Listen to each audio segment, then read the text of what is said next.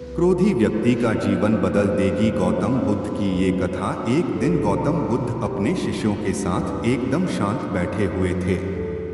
उन्हें इस प्रकार बैठे हुए देख शिष्य चिंतित हुए कि कहीं वह अस्वस्थ तो नहीं है। एक शिष्य ने उनसे पूछा कि आज वह मौन क्यों बैठे हैं, क्या शिष्यों से कोई गलती हो गई है। इसी बीच एक अन्य शिष्य ने पूछा कि क्या वह अस्वस्थ हैं, पर बुद्ध मौन रहे। तभी कुछ दूर खड़ा व्यक्ति जोर से चिल्लाया, आज मुझे सभा में बैठने की अनुमति क्यों नहीं दी गई है।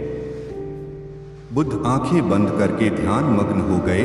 वह व्यक्ति फिर से चिल्लाया, मुझे प्रवेश की अनुमति क्यों नहीं मिली। इसी बीच एक उदार शिष्य ने उसका पक्ष लेते हुए कहा कि उसे सभा में आने की अनुमति प्रदान की जाए। बुद्ध ने आंखें खोली और बोले, नहीं, वह अछूत है, उसे आज्ञा नहीं दी जा सकती।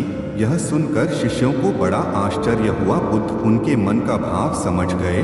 उसे आज्ञा नहीं दी जा सकती। यह सुनकर शिष्यों को बड़ा आश्चर्य हुआ। बुद्ध उनके मन का भाव समझ गए और बोले, हाँ, वह अछूत है। इस पर कई शिष्य बोले, हमारे आश्रम में जात पात का कोई भेद ही नहीं, फिर वह अछूत कैसे हो गया। तब बुद्ध ने समझाया, आज वह क्रोधित होकर आया है। क्रोध से जीवन की एकाग्रता भंग होती है। क्रोधी व्यक्ति प्राय मानसिक हिंसा कर बैठता है, इसलिए जब तक वह क्रोध में रहता है तब तक अछूत होता है। इसलिए उसे कुछ समय एकांत में खड़े रहना चाहिए। क्रोधित शिष्य भी बुद्ध की बातें सुन रहा था। पश्चाताप की अग्नि में तप कर वह समझ चुका था कि अहिंसा ही मनुष्य का महान कर्तव्य व परम धर्म है।